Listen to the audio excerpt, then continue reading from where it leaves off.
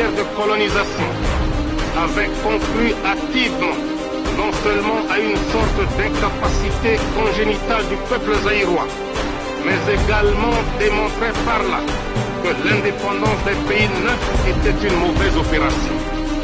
Nous étions présumés et jugés incapables de nous gouverner sans l'aide des colonisateurs.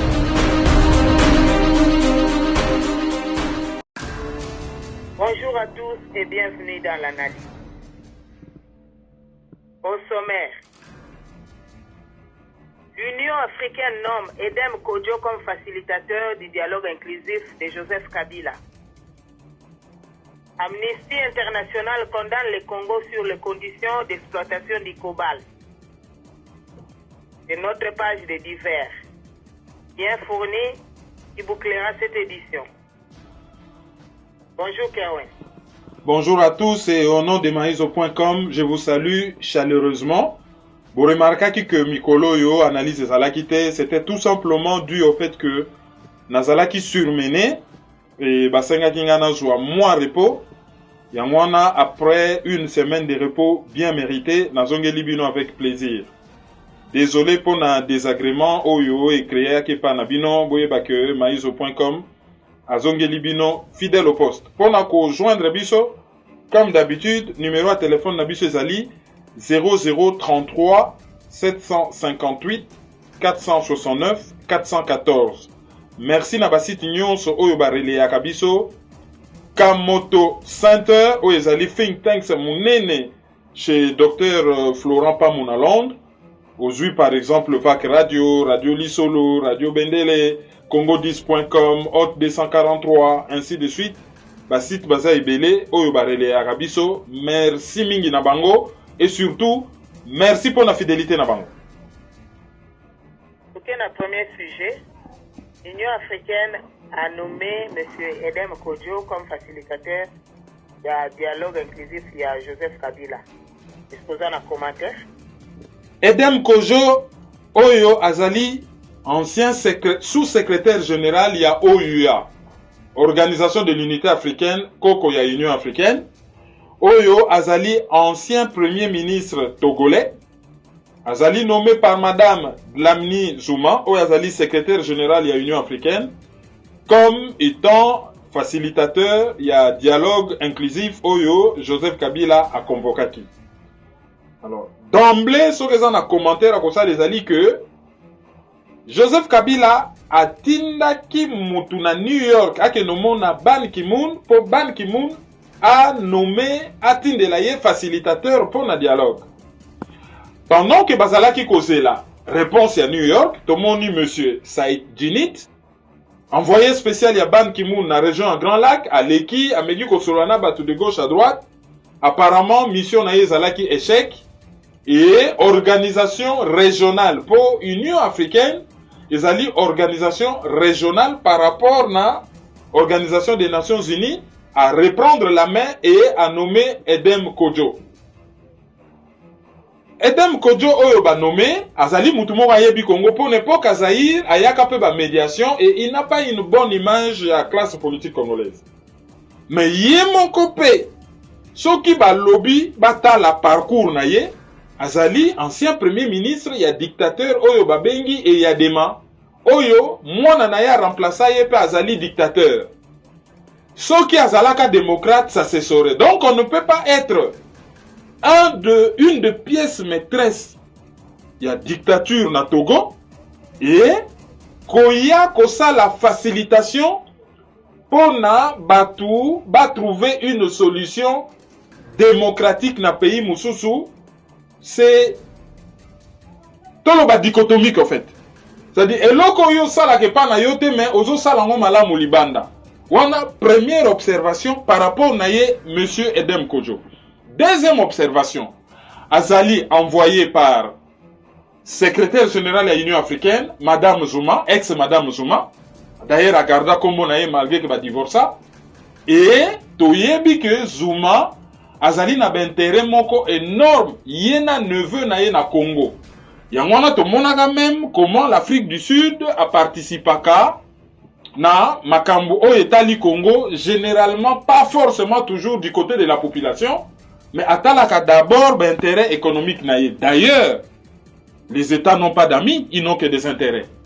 Et toyebi, selon certains éléments et certaines images, rôle nini oyo Afrique du Sud a joué pour la fraude électorale il y a 2011. Donc, départ, il y a Kabila et Koki ko gêner certains milieux sud-africains proches de la président Zuma. Or, ce qui Moutazali nommé na organisation internationale moko Songolo Pakala ou na organisation moko boye supranationale à la caractère international ou régional, normalement azali détaché na mboka na ye, il n'obéit plus na ba ordre ya mboka na ye. Là c'est sur le papier.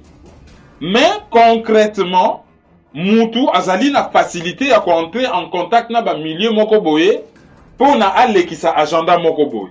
Est-ce que parti à presse congolaise oyo bazo soupçonné que opération ana ezali COP entre madame ex-Zuma na président Zuma bacha mutu na bango ayako ko faciliter dialogue wana pour ekende na sens oyo Joseph Kabila lingi, c'est-à-dire et aboutir soit basa la constitution sika yaza la lisusu candidat, soit et aboutir na glissement ou na sens moko oyo et ko pérenniser Kabila na pouvoir, ko pérenniser zali ko sala ke mutu aumela na pouvoir.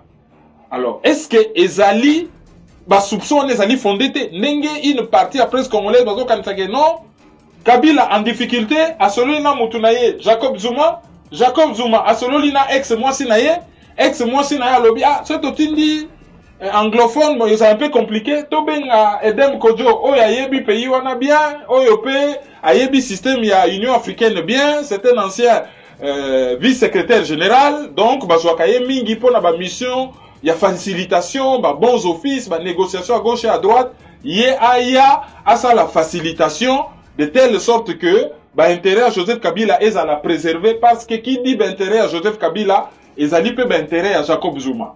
Est-ce que bato bazo kanisa ndenge wana baza na tort? C'est une question qui mérite d'être posée. Siko bayambi ndengeni. Bon, dynamique de l'opposition, Front Citoyen, c'est-à-dire groupe Yabakatumbi, Kamere, Fayulu et consorts, bazana ba on a besoin même pas de donc, baboyi na bango. Bien entendu, PPRD, ACPLI, ça c'est clair. ACPLI, akokutana na ye déjà, sauf que Edem Kojo alobi aye koyo ka classe politique congolaise, aye ko sala ba déclaration. Ce qui fait que chaque fois zo kutana na groupe moko Songolo Pakala, soka bimi azo sala ba déclaration te. UDPS azali très réservé parce que selon UDPS ye azala ki pe kozela mutu oyo ban ki moun il fallait katinda. Donc azo mona un peu pas très clair na rôle oyo nani Edem Kojo pardon azo a ko jouer, mais bazo zela vraiment basa la position. Disons un communiqué officiel, hein, ba exprimer position officielle na bango, mais pour le moment, position on est allé mitigé, basali négatif. Hein, basali, disons, d'emblée, basali un peu négatif, basali mitigé. Hein, baso tala ina nundenyo wana.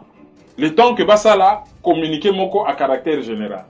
Alors, soka silisi ba consultation na ye, ayoki classe politique, à rendre rapport na ye pa ya madame de la Minizuma, c'est alors que tokoyeba suite ya mission na ye ekozala ndengeni. Est-ce que kanisi que nomination ya monsieur Edem Kojo ba congolais bazo percevoir comme une chance na impasse oyo eza na horizon? Non, bazo percevoir en loko la chance te parce que c'est tolandi logique.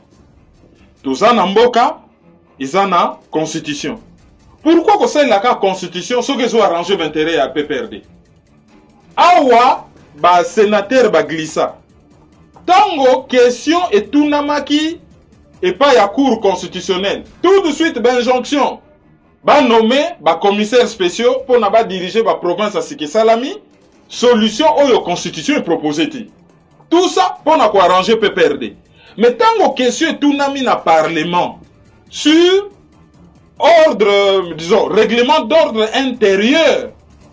Il y a parlement, même si ce n'était pas opportun, c'est-à-dire que bon, on ne voyait pas qu'est-ce que ça venait faire là, la question tout de suite. Même si ce n'était pas opportun, curieusement, et en contradiction à la Constitution, Cour constitutionnelle a se déclaré incompétente.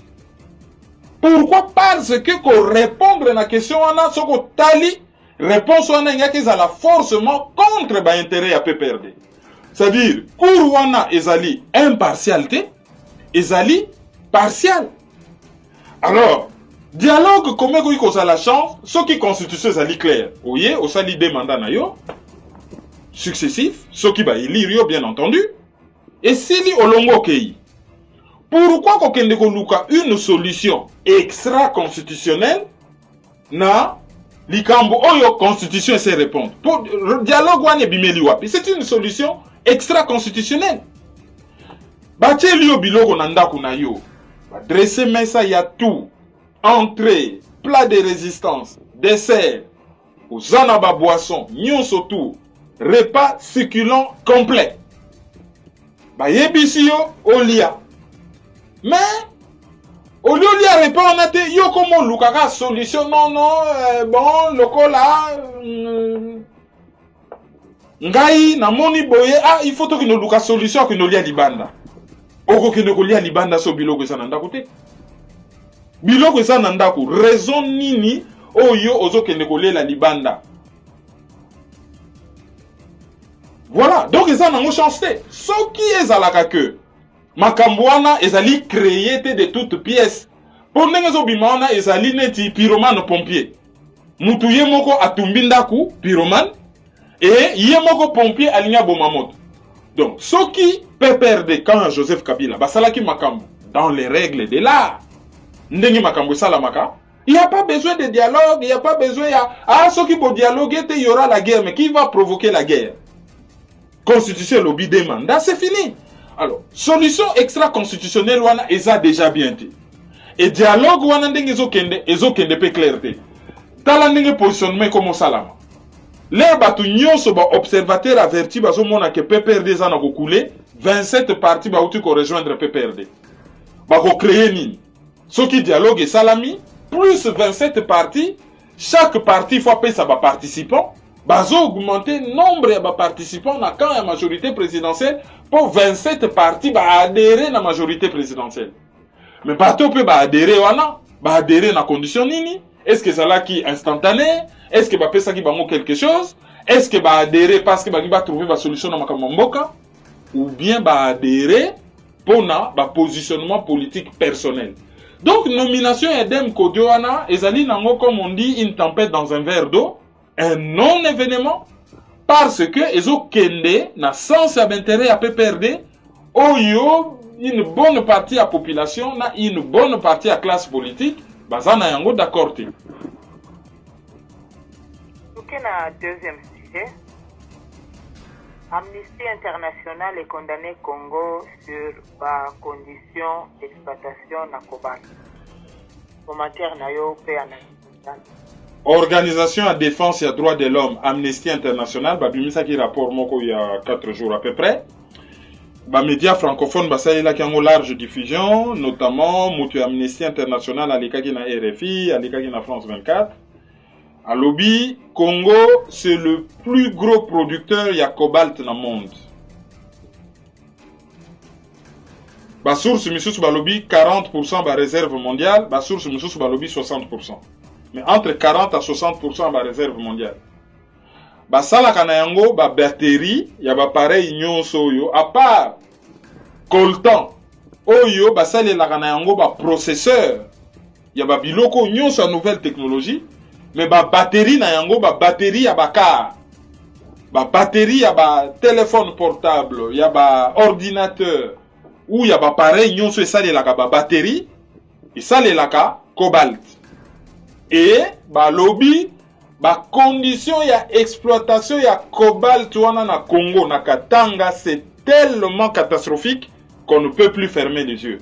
40 000 personnes basala kana ba mine bazali na bango na protection na zolote et pourtant c'est un minerai très toxique D'ailleurs, bino moko bomonaka opération moko madame Olive Lemba salaka na Katanga pour na ko soigner bateau yo ba bima ba goitre ba difformité physique ba makambo epelé to monaka ezali ba contamination ba minéraux.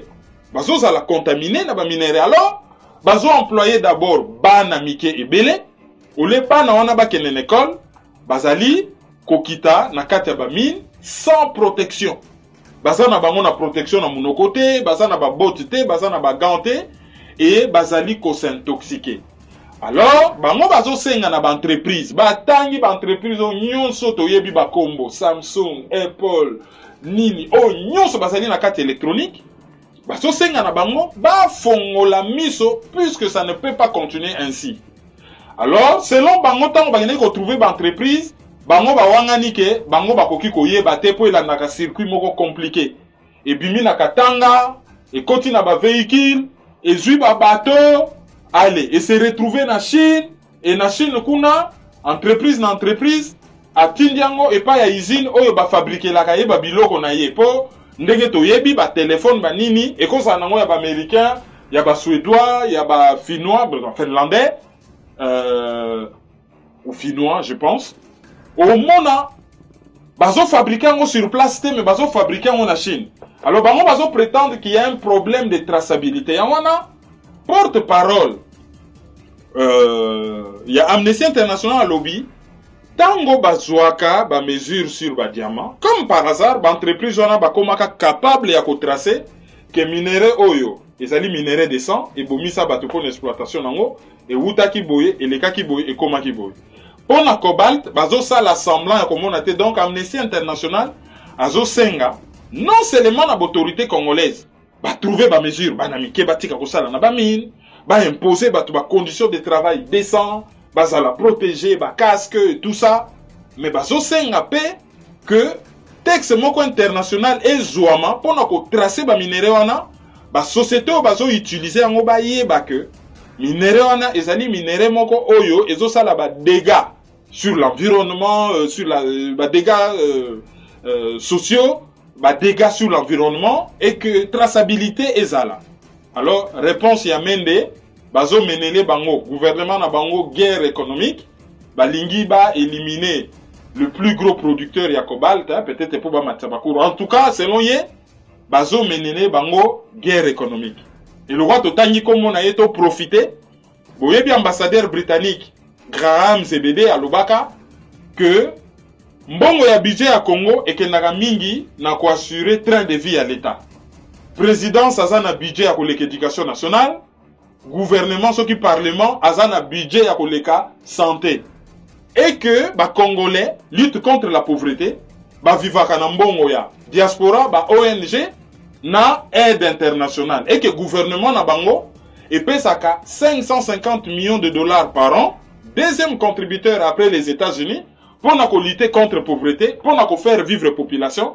Pendant ce temps, le gouvernement a dépensé mbongo naye na makambo misusu et a ekoloba makambo ba corruption banini.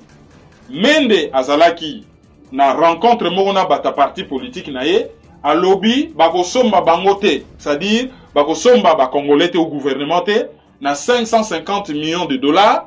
Donc monsieur Zebede aya ko kamata mbongo na bango akende. Voilà, akende. Lelo oyo, baye ko mona ke ZBD donc Grande-Bretagne a ko kamata mbongo na bango akende. Mais babanda ko pesa bango ngo banda 15 ans. Congo ezali pays moko laïque, mais oyo population bazali très croyante.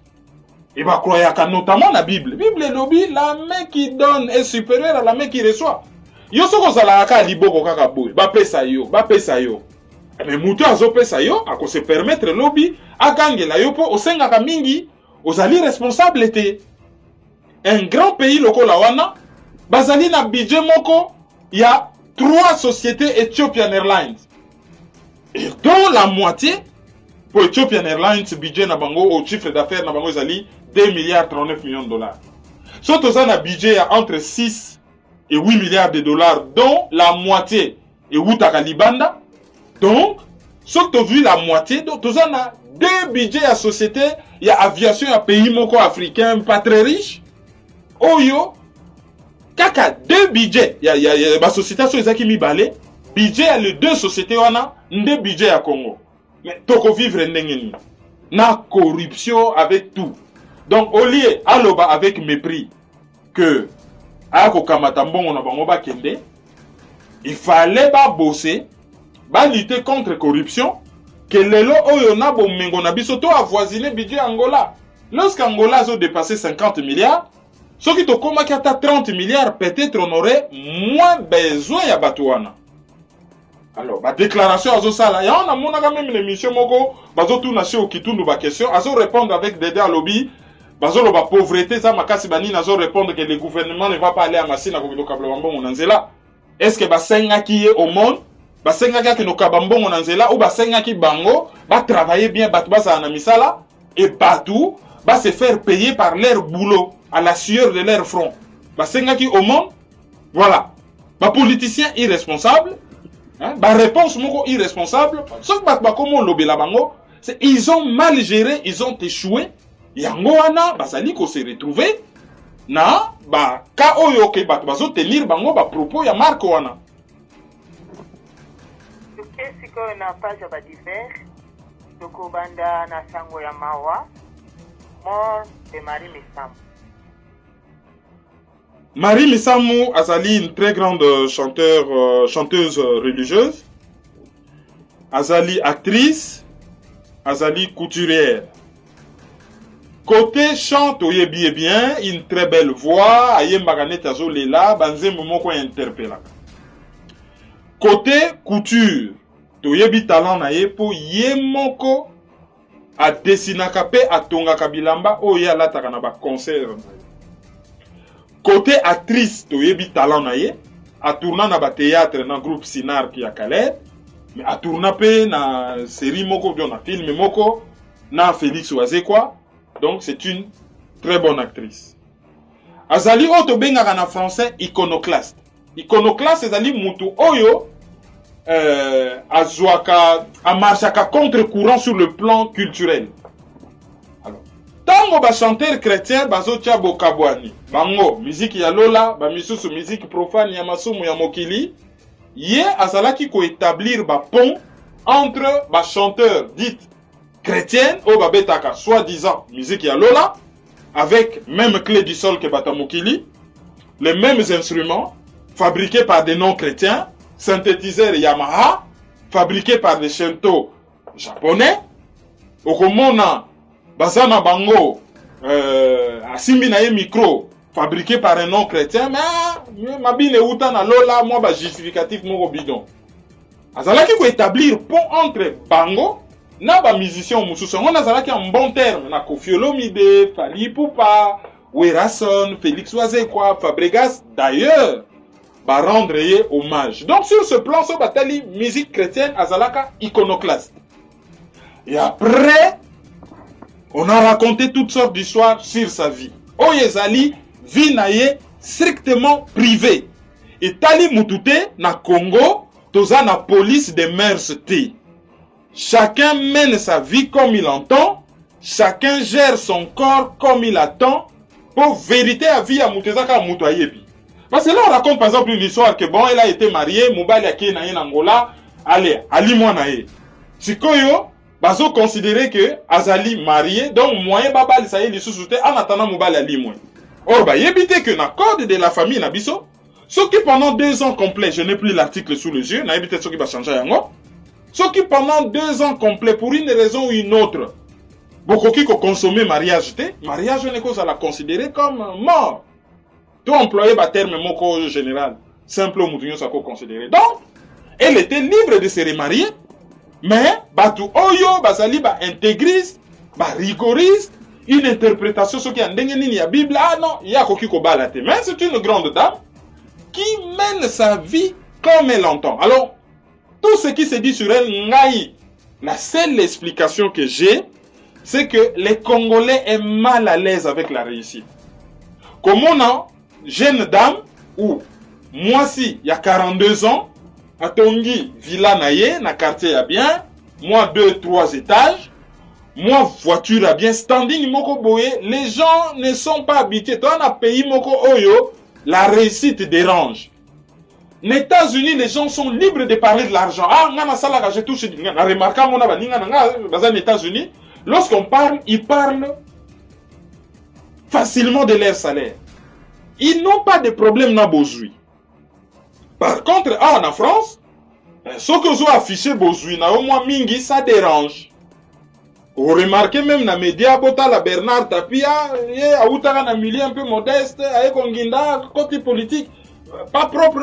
Bon, au moment où moi attaque moko boye, ezali dicté kakate par ma moko quelqu'un comme ta salaki, mais ezali peut dicter na moi jalousie moko boye. Les gens sont mal à l'aise. Na Congo, pour na muta comme muta mbongo, allez, il faut Simba Kisi, il faut Alexa Batou, il faut Zana 60 ans, il faut comme Mpaka. Ba bossa nakake, Lumumba Kufa na 36 ans. Et que le gouvernement na bango nyonso wana bazalaki mingi ba trentenaire na ba quadra. Et que Mobutu pe azalaka na ye trentenaire à l'époque.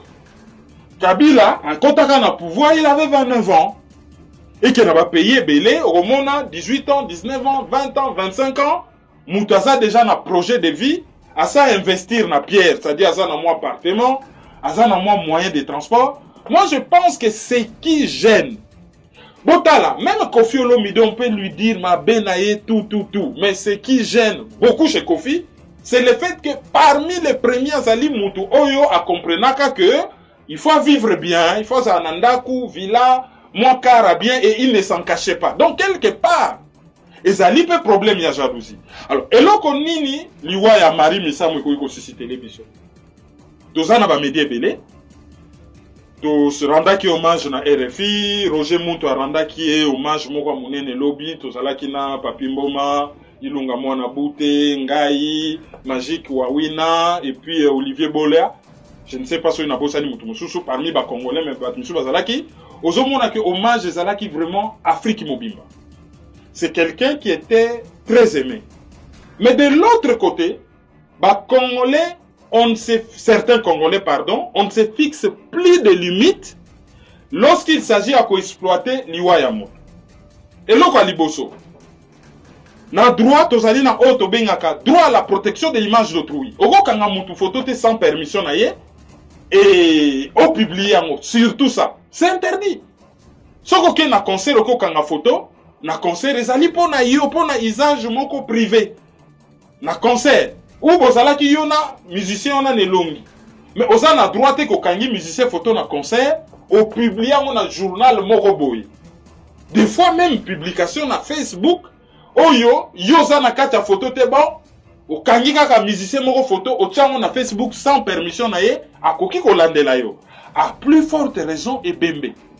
Tango mutakufi azali na droit ya respect, ya dignité et bembe na ye ezali ko appartenir na famille na ye. Donc, on ne peut pas publier photo et bembe ya mutu sans permission ya famille et il y a quand même un droit à la protection de l'image. Alors, na Kinshasa, ba respectaka ba bibembe te, ba responsable ba bibembe na balabala. OK. Mais ce qui ba tche e bembe na balabala, ba fongoli cercueil te, ba longoli bilamba te ke bon, boya ko boya ke la esoi. Ba tcha ke bembe na balabala parce que tozali na ba chambre mortuaire te place au pena bacha que chapelle ardente boya ko lela mutu na ba culture na biso na ba coutume na biso culture congolaise actuelle ba koma ko sala ngo na ba terrain na ba quartier na banda ko meler ba tie bembe zali po batu ba ko lela ba ko rendre bembe hommage ba yete po na ba ko humilier e bembe oyo nyonso batu ba salaka ba bêtise ko yemba ko bina ezali bien te c'est à condamner mais de là ya ko zwa photo oyo na ebembe oyo ezali ko appartenir na famille ko publier c'est un tort, c'est quelque chose à pas faire. Voilà première chose oyo photoloba. Deuxième chose, quoi que ça la ba déclaration sur vie ya mutu oyo akufi, même ceux qui azalaki star, il y a des limites. Certains propos non seulement ezali choquants, mais ekoki ko entraîner plainte de la part ya famille, ba landela bato bazo tenir ba propos et ba meka ko prouver ce qui ba propos wana ezali avéré. Troisième chose, mutu soka kufi chez biso en Afrique ezalaka toujours mort naturelle ezalaka te, mutu akufi na accident par hasard, non. Il faut qu'on explique moi toujours par Kindoki. Mais ce qui, pour famille à Marie Misamou, a coupé la Kindeko il y a 2 ans, il y a 1 mois à peu près, donc en décembre, awa, a coupé la Kindeko ce qui grand frère. Bon, moi, baliwo et belé na famille, ils ont suscité moi d'interrogation. Ah, bah na quartier batomboki. Mais ce qui m'a coupé, attention bien bolinga qui est, c'est perte d'abord, ils ont la famille naïe, avant ils ont la perte, il y a quartier, il y a ville, il y a nation. Alors, bon, je mabanga. Komiko Bamba, qu'on menaçait Moutou sans preuve, et la police n'est pas là pour nous protéger cette pauvre maman. Tango, balobaka, na batouana, bokende ko revendiquer ba droit na bino. Ole boza na chômage, boza na musalate, ba droit na bino ezali violé. Même ceux qui n'ont pas adepte à violence. Mabanga wana et mona nakate, lorsqu'il s'agit d'aller chercher les politiciens, oyo bazo martyriser population. Mais et monani pour na kokende ko martyriser une pauvre maman à perdre bananaye, azali pleurer, à perdre bananaye, allez, wana mabange monani, police azawanate. Ensuite, dans un hôpital, na Kinshasa, on n'en disconvient pas, on a des hôpitaux. Mais on n'a pas un système de santé publique. Comment namboka na soki mutapike crise, ambulance ezalakate, médecine d'urgence ezalakate, ba pompier bazalakate, bato bakoki ko réanimer mutu sur place ezalakate. Kaka, bon memi mutu na taxi na ba condition mabele, bozo memi mutu na taxi, ba choc, ba nini, oxygène ezate, et koki ko favoriser pe, muta kufa. Tanga ko en hôpital, ah non, avant ba simbaye, il faut d'abord payer. Bato bazo le salaire, bazo remplir ba fiche. Vraiment ça la réanimation digne de ce nom, ezalité. Bon, ils ont favorisé pe que muta kufa. Quand un médecin fait une déclaration, ah, mort naturelle, mais na kokota na ba détail te pour na révéler te, bon. Mais déjà, les Robandiko, ça, la déclaration publique, normalement, c'est le porte-parole de la famille qui peut se permettre à la rigueur de faire ce genre de déclaration. Ils allient déjà début à violation à secret médical. Et ça, c'est parce que, bon, on a dit qu'on réfléchit dans le banana dans lobby. Merci à Dr Florent Poumou, pour y payer Azali médecin en Grande-Bretagne. Et à ça, là, on a un système de santé dans le NHS, où il y a Grande-Bretagne, après ça, il y a un peu d'éléments. Merci pour l'élément Baxela.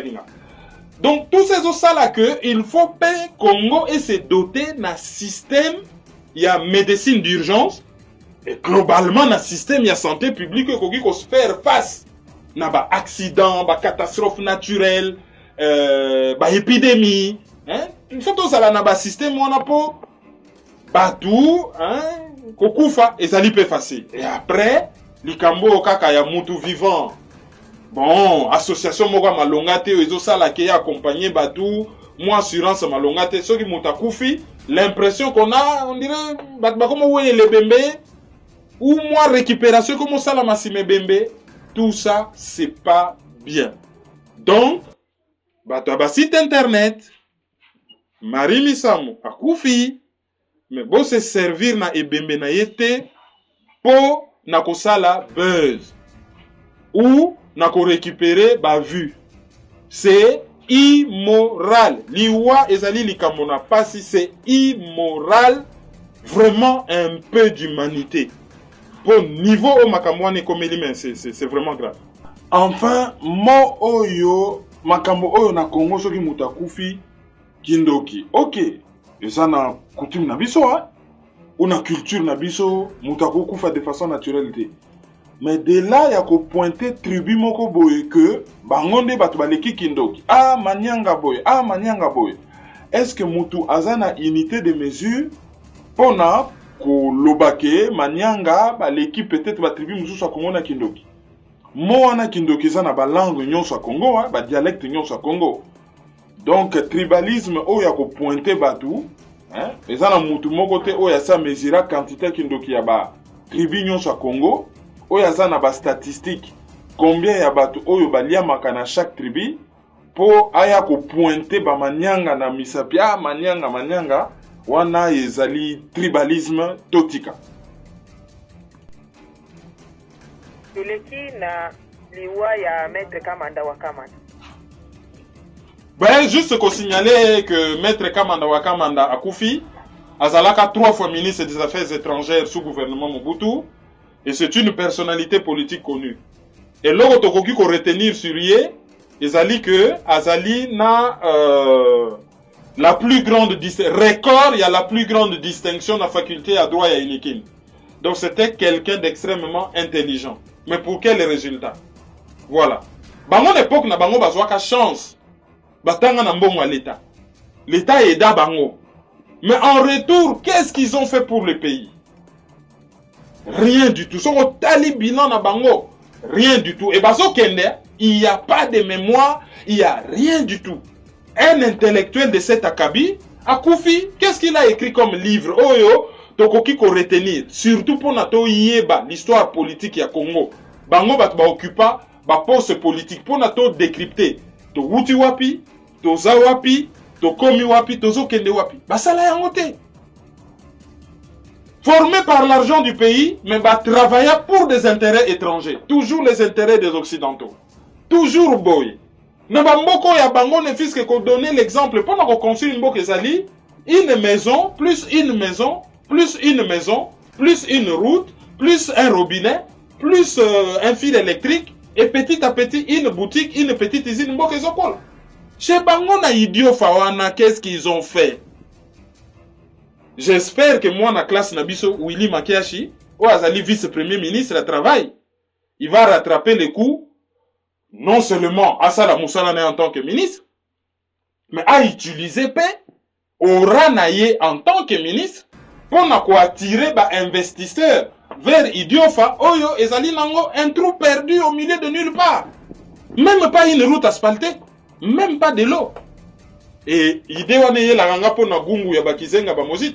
le plus grand festival yaba masque na monde connu les alliés à Gungu bakoka iko capitaliser nango mais engeza place moko penda que période ya festival toutes les grandes chaînes de télé du monde émissions culturelles les awana hôtel 5 étoiles il y a rien du tout c'est juste un trou perdu comme ça un trou perdu et bazo régner na qui est en train de donner des leçons. Donc, l'Iwa, il y a Maître Kamanda, Gérard Kamanda ou Kamanda, il faut faire réfléchir biso sur notre classe politique. Bilan na bango ezali nini? Héritage na bango ezali nini? Testament na bango ezali nini? Mais on ne peut s'empêcher de présenter nos condoléances les plus attristées à sa famille. Déclaration de candidature du docteur Moupapa. Docteur Moupapa Oya Yebani comme étant un des médecins contre Ebola derrière le docteur Mouyembe. C'est dans Ebola et Yakana Kikwit, c'est le 2. Docteur Mouyembe en tant que responsable, lui il était derrière. Oyo Bazali reconnu dans le monde en Afrique que Bazana expertise dans la lutte contre Ebola et il est là Basala la recherche. Et Azali médecin urgentiste en France. À Tanguy na Congo, à Tanguy na France, à Tanguy na Allemagne, et à se lancer na carrière politique. Alors, à se lancer dans Liboso, de façon un peu gauche et maladroite, bon, à moni que ce n'est pas un monde de bisounours, Nenga Kanisaki, a préféré qu'on se retire, qu'on recule pour mieux sauter, à se faire entourer, hein, à récupérer vraiment un cabinet de com, Awa, a eu même un conseiller, un ancien conseiller spécial, le premier ministre polonais, conseiller à gouvernement maltais, donc il y a Malte, dans la mer Méditerranée, entre l'Afrique du Nord et l'Italie, a récupéré dans Batumissous à se faire vraiment entourer et a annoncé officiellement candidature naye na Champs-Élysées, bazwa ki sal a bengi batu pelé, ba investisseurs occidentaux, bah, la presse africaine, la presse congolaise, les alliés africaines, mais disons, tout particularisé, et a annoncé candidature, et puis a annoncé que forum moko yaba candidat déclaré ou non déclaré ou en passe des lettres à Paris, donc forum moko yaba candidat pour ba essayer ko solola batala ndenge nini bakoki ko sala makambo na Congo. Alors, je ne veux pas vous en dire plus. On était là, tout ça qui interview, tout ça là qui ba image. D'ici week-end, donc Botal a déjà l'air analyse de vos en ligne. Botal entre samedi, dimanche ou vendredi, na maizo.com. Boromona ba image ya cérémonie et ndenge tolobaka un candidat de plus bienvenue dans la mare au crocodile pour politique et zalaka violent. Siko vraiment a plongé na kati ya mare ya crocodile, a lati vraiment bagan et prêt à boxer, à se montrer qu'il a un discours très velléitaire, il en voulait, il avait de la volonté, sauf que c'est un milieu très violent et il sait à quoi il s'engage. C'est une pierre de plus dans le débat, il y a vie politique, il y a Congo. Bonne chance à lui. Toujours dans le cadre de la candidature, Tomeka, Kosengo peut savoir update sur les primaires de l'opposition proposées par Moïse Katumbi la fois passée. Oui, Moïse Katumbi a proposé qui primaire y a opposition.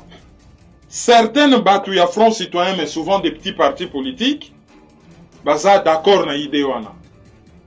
Ba passer na ba primaire. Mais ba poids lourd, bazali mitigé et moi ezo bima mingi ezali primaire mutako gagnant weza mutaza na mbongo et ekoki ko fongo la porte na corruption. UNC ya Vital Kamerhe bazali globalement d'accord pour na ba primaire mais bazali na ba appréhension par rapport na corruption oyo yango ekoki ko engendrer pour na ko désigner candidat. Professeur Matungulu a sali tribune à lobby, il faut à sali proposition, mais en réalité c'est pas une proposition, c'est une contre-proposition parce que Katumbi a sa sali proposition. Donc il est plutôt à Yesokotani tribune c'est beaucoup plus de modalités d'application que bateau baza na mbongo na kati ya Front Citoyen ba financer ba primaire wana pour na ko garantir un peu de l'indépendance nango hein, ils vont pas aller demander na gouvernement financier yango. Donc on a proposé ba solution logistique. D'abord bateau baza na mbongo ba financer yango et puis ba solution logistique ndenge nini ekoki ko salama pona ezalate que mutako gagner yango nde muto azana ba billet vert ba dollar oya koki ko financer bato.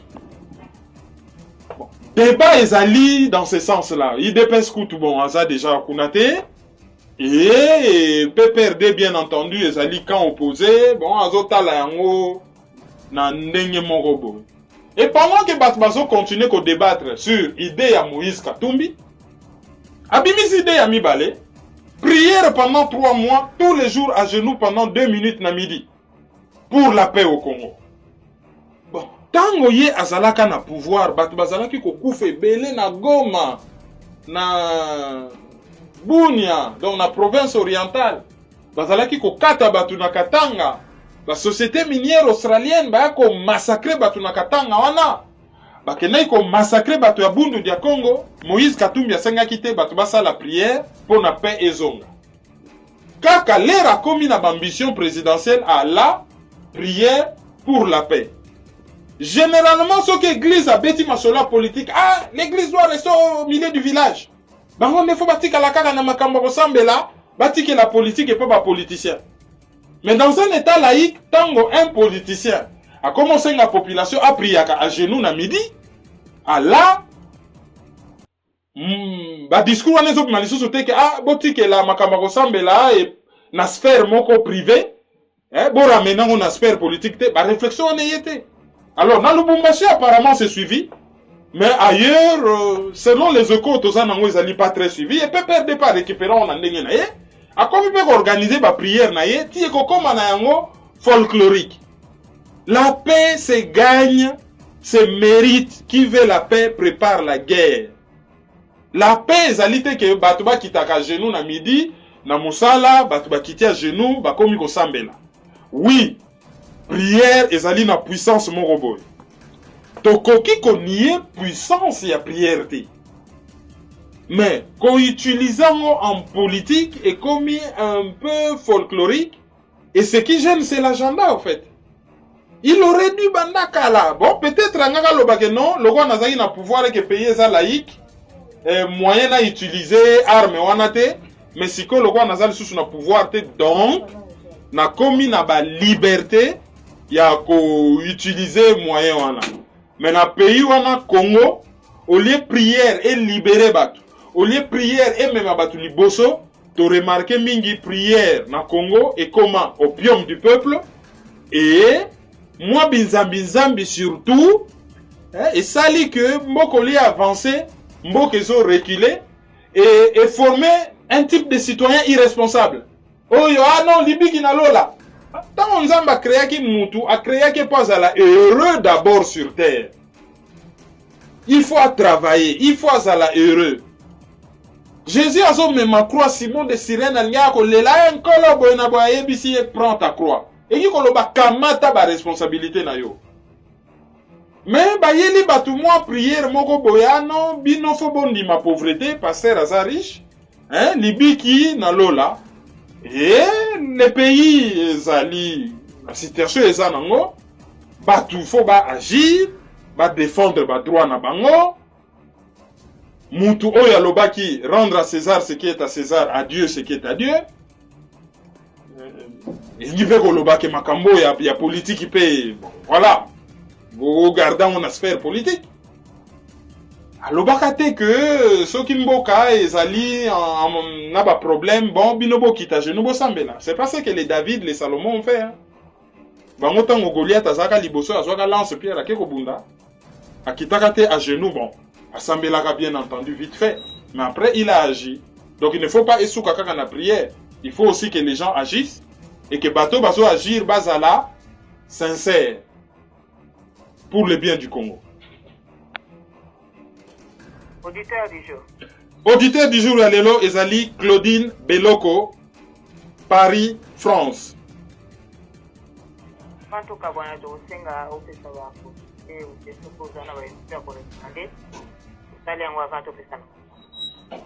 Communiqué à Libosso Ezali que manifestation monnaie Ezali na Paris le 23 au samedi à partir de 14h et qu'au Longwa, lieu de rencontre. Château Rouge, Wanezali, organisé par des combattants un peu partout en Europe. Peut-être sauf en Grande-Bretagne parce que dans Londres, manifestation le 23 Ezali. Et toi, après que na Toronto, na Canada, ezapena manifestation mususu. Nyonso, revendication Ezali. Pas de modification constitutionnelle. Respect à délai constitutionnel par rapport à l'organisation de l'élection. Et n'engue ba combattant ba régime Kayango. Kabila dégage. C'est-à-dire, marche, mon pour nous rappeler Kabila que décembre 2016, il faut Akende. Tokosa et Labino, disons, Tokoche Labino en ligne, une émission sur histoire récente à Congo, Makambu, en rapport avec Patrice Emery Lumumba. Ce qui est aussi ici montage, Tokope Sabino, vraiment titre exact de émission, n'a invité Nabiso. Tokoche Labino, émission Moko. Oyo, tout ça là qui n'a battu à Pareko, bah qui kosala bilan il y a 23 ans. Il y a pouvoir, il y a Kabila sur le plan politique, économique, bilan, il y a combat na bango et tout ça.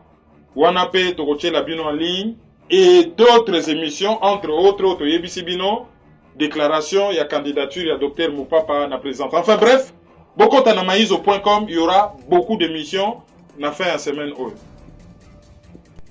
Du jour. Pona nini balobelaka te ba compagnon ya Lumumba oyo bakufaka na ye Mpolo na Okito.